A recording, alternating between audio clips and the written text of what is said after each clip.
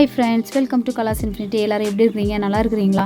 இன்றைக்கி நான் என்ன ரெசிபி செஞ்சுருக்கேங்கிறதையும் அதை நான் எப்படி செஞ்சுருக்கிறேங்கிறதையும் வாங்க நம்ம வீடியோக்குள்ளே போய் பார்த்துடலாம். ஃபஸ்ட்டு நம்ம கோவக்காய் எடுத்துருக்கிறேன். கோவக்காய் ஃப்ரை தான் செய்ய போகிறேன். பாருங்கள், அந்த கோவக்காய் ஃபஸ்ட்டு ஆஃபாக கட் பண்ணிவிட்டு அதுக்கப்புறமா அதை ஆஃபாக இப்படி கட் பண்ணிக்கலாம். 2-3 பீஸ் வரணும். அந்த ஆஃப்லேயே 3 பீஸ் வர மாதிரி இந்த மாதிரி நீளமாக கட் பண்ணி எடுத்து வச்சுருக்கிறேன். இப்போ மசாலாலாம் ஒன்று ஒன்றா சேர்த்துடலாம். 3/4 ஸ்பூன் மஞ்சள் சேர்த்துருக்கிறேன். 2 ஸ்பூன் மிளகாய் தூள் சேர்த்துருக்கேன். அது கொஞ்சம் காஷ்மீரிக் பவுடரும் நம்ம ஆட் பண்ணிக்கலாம் கலருக்கு. கொஞ்சம் காய பவுட்ரு சேர்த்துருக்கிறேன். 4 ஸ்பூன் அரிசி மாவு சேர்த்துருக்கிறேன். இப்போ ஒரு 3/4 ஸ்பூன் மிளகு பவுட்ரு சேர்த்துருக்கேன். அப்புறம் தேவையான அளவு உப்பு சேர்த்துட்டு நல்லா மிக்ஸ் பண்ணிடலாம். தண்ணி ஒரு ட்ராப் கூட விட வேண்டாம்.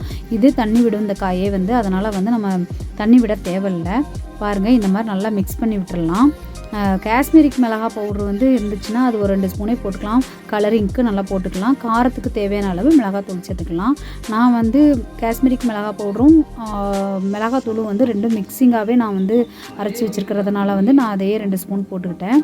பாருங்கள், இந்த மாதிரி வந்துருச்சு. நல்லா இப்படி மிக்ஸ் பண்ணி விட்டுறணும்.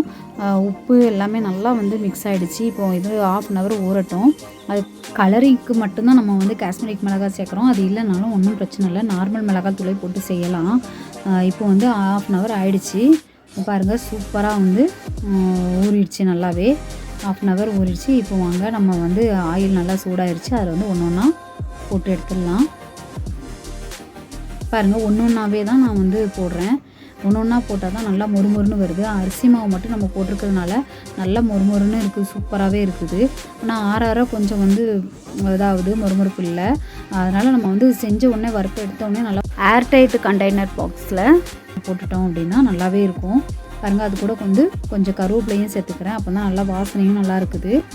நல்லா அது ஒரு டேஸ்ட் கொடுக்குது. பாருங்கள், இப்படி மெல்ல மெல்ல ஒன்று ஒன்றா திருப்பி போட்டுக்கலாம். ஒன்று ஒன்றாவே கண்டிப்பாக போட்டுக்கோங்க. 2 சேர்த்துனா அந்த மசாலாலாம் உள்ளவே இருக்கும் 2 பீஸ்க்கு நடுவில். பாருங்கள், இப்போ நம்மளோட கோவக்காய் ஃப்ரை ரெடி ஆகிடுச்சு. லெமன் ரைஸ், தயிர் சாதம், சாம்பார் எல்லா குழம்புக்குமே இது நம்ம செஞ்சு சாப்பிட்லாம். இது 3 நாள் ஆனாலும் இந்த கோவக்காய் ஃப்ரை சூப்பராக அப்படியே இருக்குது. நல்லா ஒரு பாக்ஸில் மட்டும் நல்லா கரெக்டாக போட்டு வச்சிட்டோம்னா சூப்பராக இருக்குது. நீங்களும் உங்கள் வீட்டில் ட்ரை பண்ணி பாருங்கள். உங்களுக்கு நம்மளோட இந்த ரெசிபி பிடிச்சிருந்துச்சு அப்படின்னா லைக் பண்ணுங்கள், ஷேர் பண்ணுங்கள், கமெண்ட் பண்ணுங்கள். மறக்காமல் நம்மளோட சேனலை சப்ஸ்கிரைப் பண்ணுங்கள். பக்கத்தில் இருக்க பெல் ஐக்கானையும் கிளிக் பண்ணிக்கோங்க.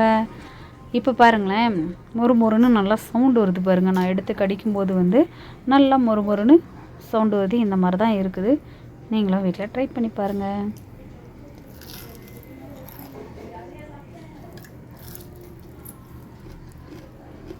Thank you for watching.